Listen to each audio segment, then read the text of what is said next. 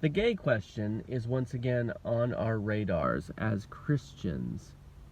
And the reason for that is a comment made by Aleister Macgrath, a pretty talented apologist and a person who would have been, I guess up until now, almost universally considered to be a fairly conservative voice in Christianity. Strong, Scottish or Welsh accent, and just one of the most talented, most dynamic Bible communicators for a while. Just legendary. Nobody had anything negative to say about the man until now. And the reason for that is that he, of course, like many more kind of old media type Christian leaders and spokesmen, he's got a church and he's got a radio show that he does on a regular basis, in which someone asked him, what should I do if I've been invited to an LGBT, etc. wedding? And he kind of contemplated it for a moment, and his comment was that you should go to the wedding, bring a really nice gift, and show up early and help them prepare, stay late and help them clean up.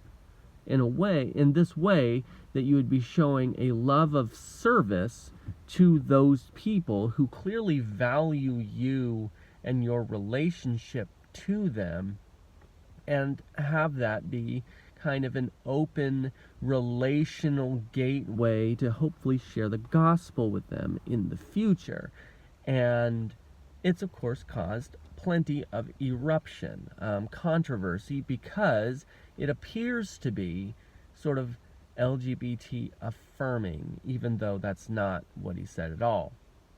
Now, plenty of people have made the alternative, the diametric opposite comment to Mr. Macgrath's, in that they've said that if a practicing homosexual couple invites you to your wedding or to their wedding, you should politely decline. You don't have to be rude or mean or whatever about it. You should just politely decline, because any attempt to go would be a pandering to being valued or friends with the world. And of course they'll cite verses like in the Bible, it does say friendship with the world is enmity, or to become an enemy of God, and things of this nature. And that leaves pretty significant voices on both sides. You have Booty Balcom on one side with John MacArthur, John Piper, and then you've got Aleister Macgrath, obviously, and some others. And who do we side with? And before I even get into, I think it shouldn't have to be mentioned, but it does, that it's not a matter of choosing sides. It just isn't, right? That's not what this is for. In fact, I'd say that is almost demonic in nature, to try to choose a side as if this is some sort of divisive issue. It's not one. But as I was thinking this through with my wife, we were talking about it, and the kind of controversial or complementary example that often comes up that I hear on a regular basis is if a heterosexual couple who had been living together, sexually immoral, suddenly decided that they finally wanted to tie the knot. They wanted to have a wedding, and they invited you. Should you go? And that many people who are on this side that basically, like Aleister Macgrath had kind of espoused, that if they're on that side of it, that you should go to the wedding and buy a nice gift and such, that they would use that analogously, and that if you would go to the heterosexual couple's wedding who had been living in sin, then there's no difference that you should go to the heterosexual couples as well. And I disagree with that rational kind of line of reasoning. I disagree with it pretty significantly, and here is why. If a heterosexual couple is living in sin, they are engaged in immoral premarital sex with one another, they're living together unrepentantly, And then finally they decide they are going to have a ceremony, get a marriage license, and be married, maybe even in a church. That they may have innumerable other problems, issues, things that need to be resolved. But from the moment they get married, from the minute that they get married, they would no longer be living in sexual sin, because marriage as a sacrament is a shelter from lust and sexual sin. That's what the Bible teaches. That's what Paul taught. That's what Peter taught in Scripture. And so as soon as they get married, the issue of them being in an illicit sexual union is dissolved.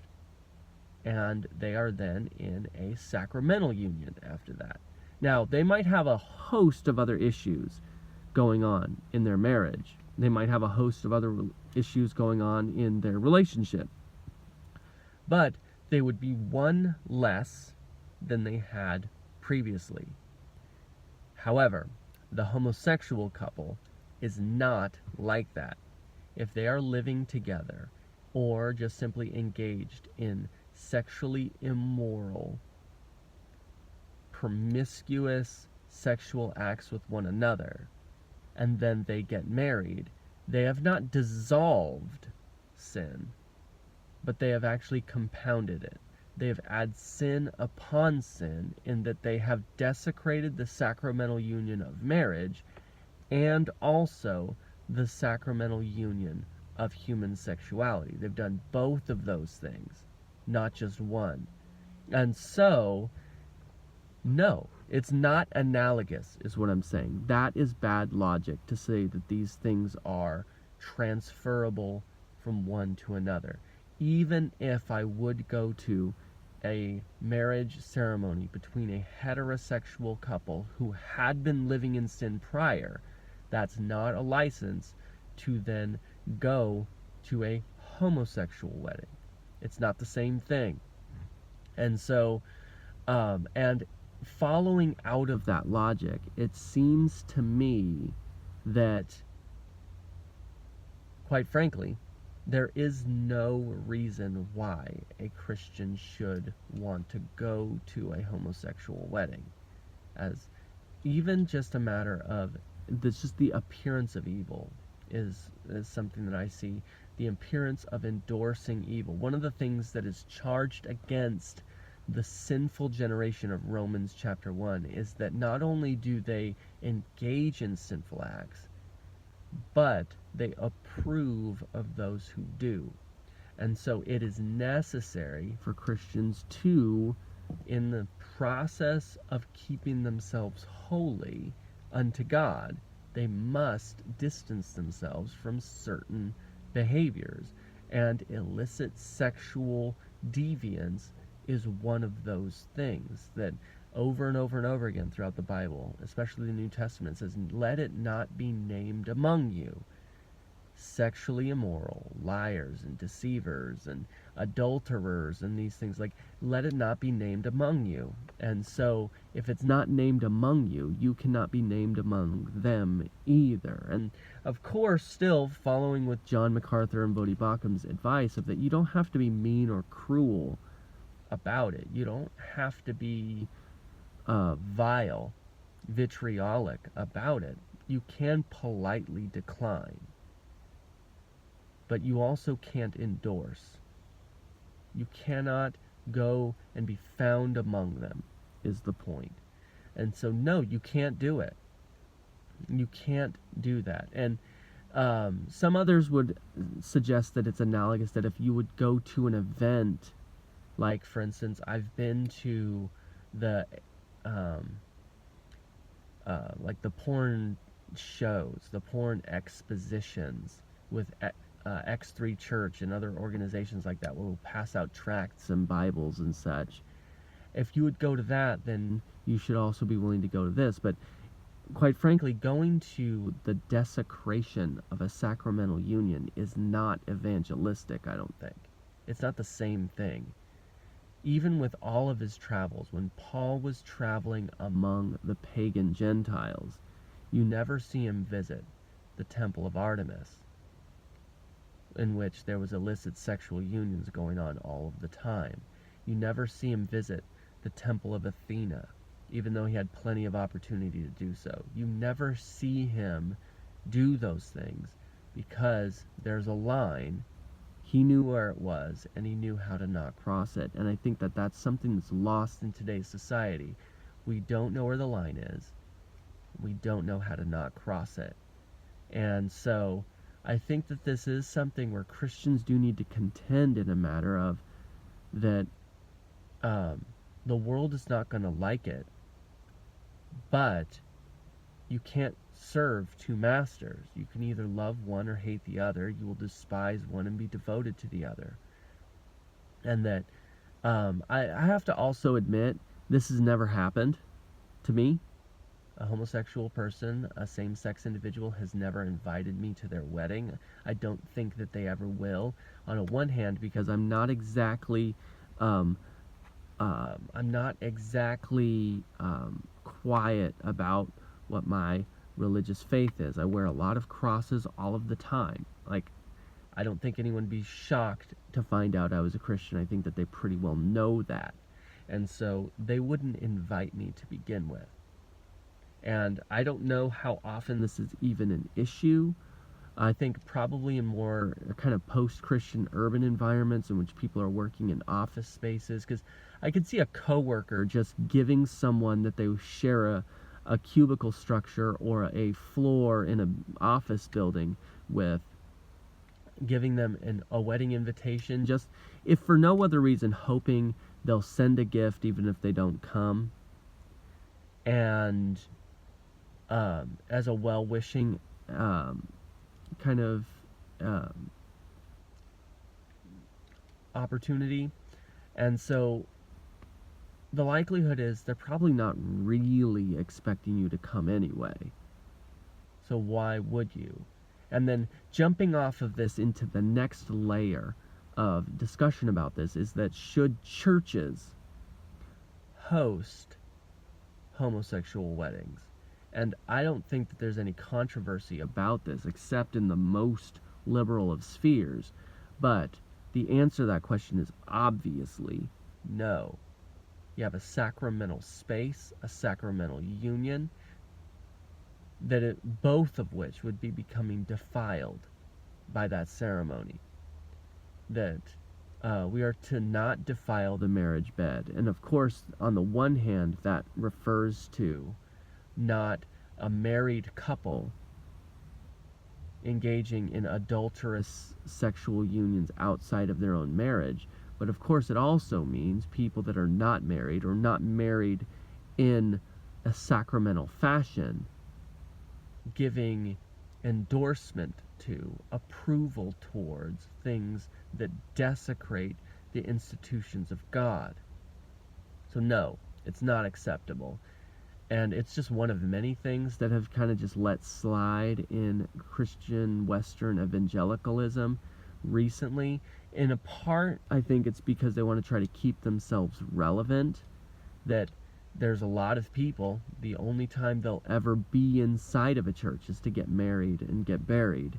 And so, as society continues to deteriorate into sexual deviance, there are churches that are just trying to we offer this one service to our community that people get married here. And so they're trying to maintain that. But this is another instance where I don't understand why an LGBT person would want to get married in a church. I don't understand why that is. That there's so many other venues available, neutral sites, wedding-specific venues, restaurants, hotel, conference spaces and stuff. There's so many places that are available already that a person could get married to that are either religiously neutral, religiously ambivalent, religiously, and also, we can't also neglect the fact that cities all over U.S. now are full of places that are satanic temples and Masonic temples and Scottish Rite temples and things that are religiously pagan that would be more than happy to host a gay wedding. And yet, why are you trying to have this event under a steeple where it should not be welcome to begin with? That's weird. And it seems to me part of the religion of sex that pervades our society now is that at first it was recognition under the law, and then it was acceptance among the culture, and then it was celebration among the culture, and now it's compliance with their opponents. That there is no end to it, that you will bow or you will bow. And to that I say, I will not bow.